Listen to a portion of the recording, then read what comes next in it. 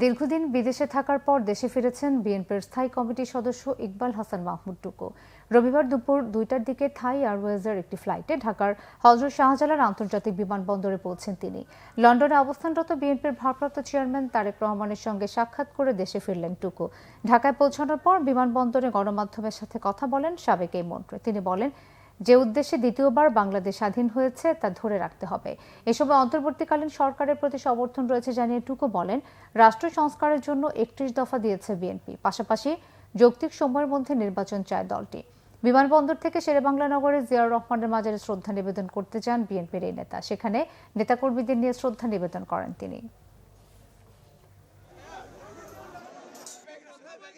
আমি আগ্রহীকে আপ্লুত।